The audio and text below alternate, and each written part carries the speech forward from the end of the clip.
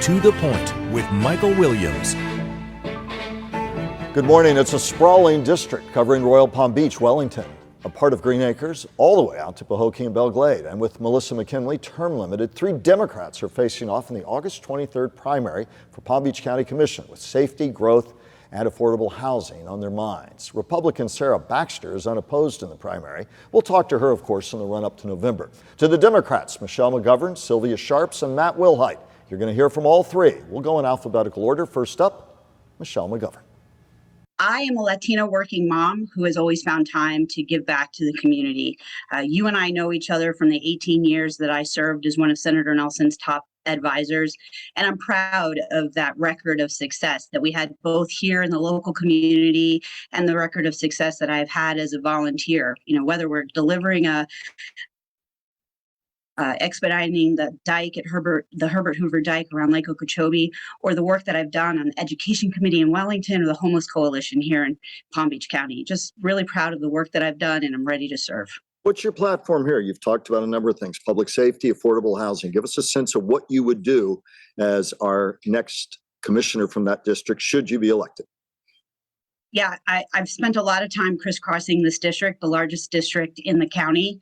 And, you know, affordability, jobs, and affordable housing are number one issue. Obviously, transportation, water issues, and public safety is always top of mind. But, you know, people want their kids to come home and have an affordable place to live. But we also are having concerns about people being able to stay in the homes that they have. Somebody said to me today, the answer to more affordable housing is to build more affordable housing. We all talk about it. How do we get there? What specific policies might you push for to see us get there? Yeah, it's way more than that. You know, sure, more inventory is definitely helpful, but it's going to take some creative thinking, you know, reimagining old strip malls potentially, but also, you know, just having programs to help people stay in their homes. That has a lot to do with affordability, and certainly working with partners in order to create more inventory. And I think that the housing bond that will be on the ballot in November will help to do those kinds of things. And I'm looking forward to working on that. You talked about public safety as well, and you've been quoted as saying you want to make sure law enforcement, first responder needs are met. How, in your mind, are they not being met? Are we talking manpower? Are we talking disposition of the already existing resources? Where's your thinking there? I think we're in a really good place public safety wise, but I just think we can never take our public safety for granted. We can never take our eye off the ball.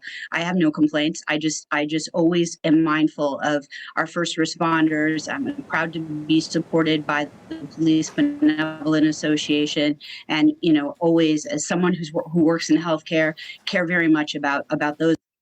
Let me ask you, environmental issues. The county's booming. You've talked about water quality issues. How do we find that balance between booming growth and the need to preserve what we have? And then I'll have a specific question about what's been a controversial topic. But broadly first, how do we do that? A lot of people are worried about it. You know, it takes bringing everybody to the table. I'm really proud of the background that I have in environmental policy. Senator Nelson was known for his support in the environmental community. And so, you know, I bring a depth and breadth of water expertise to this job, Everglades restoration, et cetera. So it really takes all hands on deck. The water management district, the county, the cities, the improvement districts, all coming together to really make sure, because we cannot take our water for granted. It is our most precious resource. GL Homes, there's been the talk about a land swap, allowing the home builder to build on preserved land that's west of Boca. In return, they say we'd give the county land in the acreage area. Where do you stand on that? Do you support it or oppose it? Look, I remember when this first came up, and it was, shot right down. But the county commission has decided to have a broad discussion about this, and I think it's important that we do that. On its face, I thought no, but the county commission has decided to take this up. And so, look, there's a 125-page document I'm currently reading through. There's some hearings coming up, and I'm looking forward to those discussions to see why it was warranted to have this discussion in the first place. This project, this land swap affects my district more than any others, the acreage and West Boynton. We will hear from Mr. Wilhite, who opposes it and argues very vociferously about that. You're not taking a position yet. You'll have your supporters for that, but opponents who say you've been wishy-washy on that one. I think that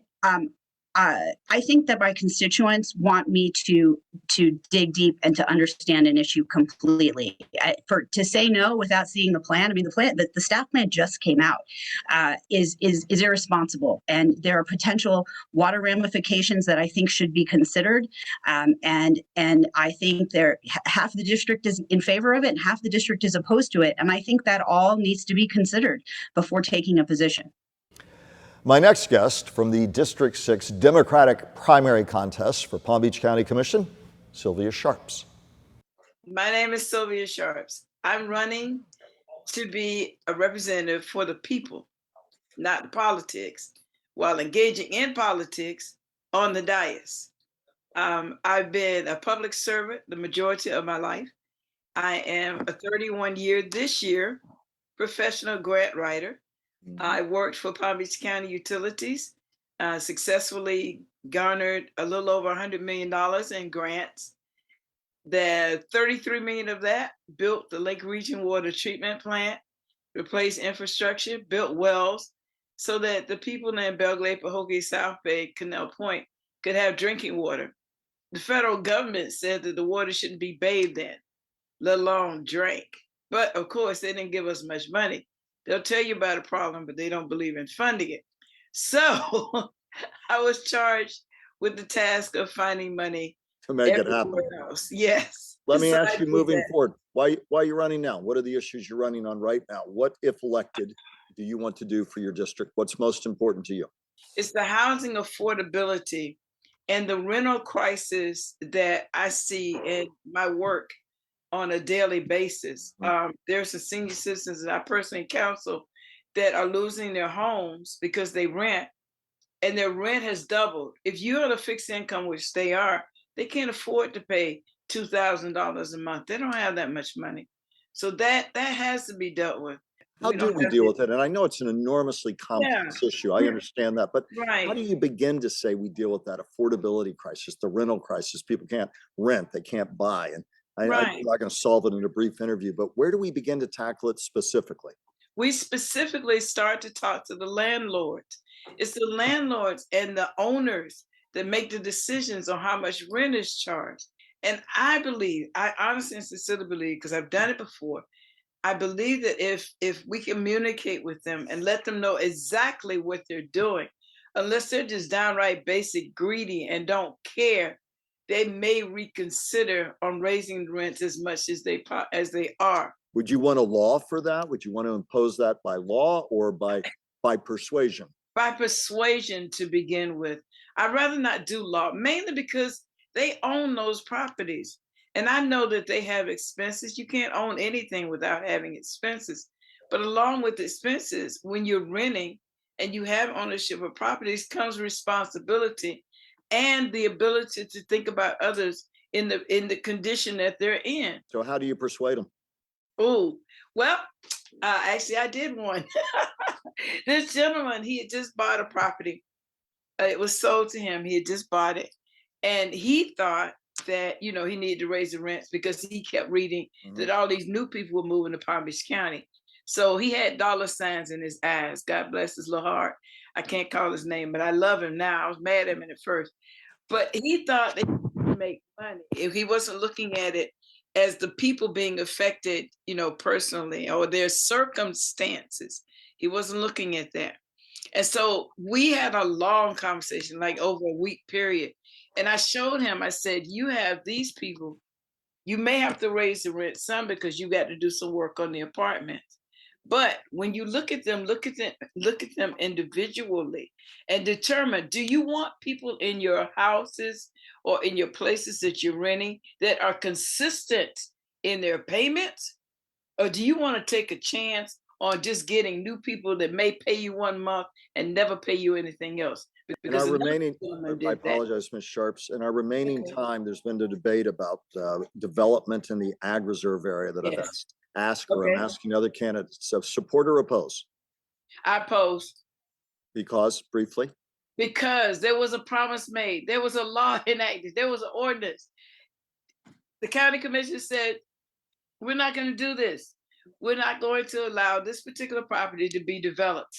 And ever since they first made that law, that property has been chipped away. If the people said, okay, and the development was going to be utilized to provide affordable housing, I would not oppose it. Very briefly, in our remaining 30 seconds, you've running against two other candidates, Democratic Yes, primary. sir. What do you say to voters? Why you instead of them? I've been on the ground. I'm working directly with the people. I am, AKA the peopletician. I've been where people have been. I've been homeless. I'm a domestic violence survivor. My ex-husband, it was terrible. My son died due to that violence. So I've been through a lot of things that people have been through. So I understand, I'm patient, I'm dedicated. I want to be the person on the dais that they know they can depend on and that's representing them. I will not be, again I say, I will not be a rubber stamp vote.